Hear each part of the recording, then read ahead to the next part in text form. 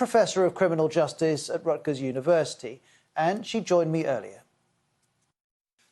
Noura, you'll of course seen the news that the Israeli cabinet has okayed the first phase of this deal. What's your response to that? My response is the response of most Palestinians, which is incredible relief, rage, hope that it stays intact. Palestinians have endured too much for the past 468 days in a besieged territory where more than half the population is children and been subject to some now 85,000 tons of bombs. And so there's relief, rage, and anxiety of whether it's going to hold. And then there's concern that the ceasefire, even if the sky stops falling, is not enough because the conditions have already been set in motion that would limit the possibility of future and life. You used the word hope, though, in order to build on that hope, which you say you and other Palestinians are feeling on this news. What needs to happen? What do you want from Israel, from America, from the international community to build on the hope that comes from the cessation of hostilities? I would like the international community to mobilize to meet its obligations. I would like them to live up to the spirit that they established in the aftermath of the Second World War, the international legal institutions that were established to prevent the very atrocities that we're witnessing in this moment.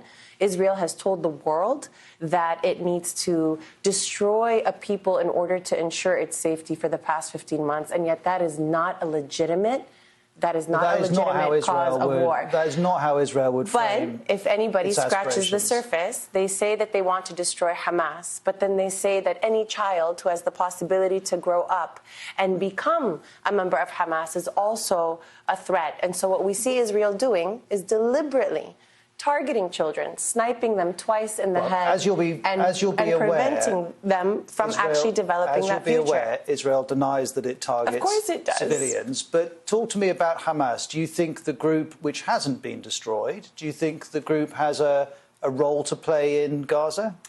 I don't think Hamas has not been destroyed, and it would be impossible to destroy what Hamas represents, which all Palestinians embody, which is an insatiable thirst for freedom. You cannot militarily destroy a freedom struggle. And so that is why but that freedom can manifest itself in a number of different ways. Hamas is just one way of manifesting that. And even before Hamas was established in 1987, Israel has been continuously aiming to remove the Palestinian population in order to ensure its settler sovereignty for 76 years now. But does that particular group, in your view, have a role to play in the future of Gaza? I think that Hamas is part of the national political body of Palestinians, and it's up to Palestinians whether or not they continue to play that role. And if they want them to continue, they believe that they are responsible enough to continue to be in that leadership. That is a decision for Palestinians. I'm asking whether you think they're responsible enough to be part of Gaza's future. Well, you're saying if Palestinians choose to support Hamas, then it should have a role. But I'm asking you, when you look at the way that group has conducted itself, do you believe it's helpful to the Palestinian cause for Hamas in whatever form weakened at the moment? I think that the way we have talked about this for 15 months by focusing on Hamas is actually trying to lose the forest in the trees. Hamas is part of the national body politic. Israel has attacked Palestinians regardless who has been in leadership. Even before Hamas was established, Israel said that it had no partner for peace. Even in the West Bank, where the most compliant Palestinian leader has been attacking Palestinians in this moment, Israel has been removing Palestinians, and settlers have been on a rampage. You asking me about Hamas is taking the emphasis off a structure of domination that has been targeting Palestinians. It is an existential crisis.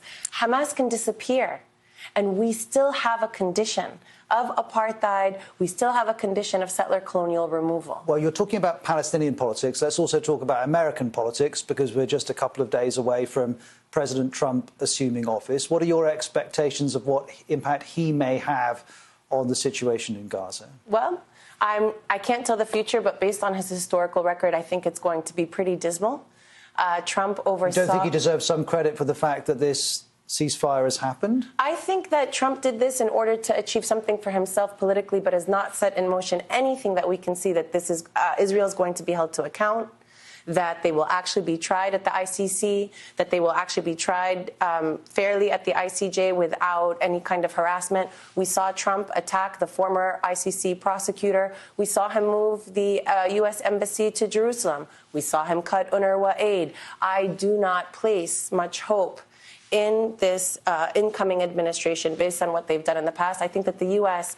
has been a partner in genocide and is part of the problem. And honestly, I hope that if our international legal institutions become and meet their full potential, we will see Americans held to account as well.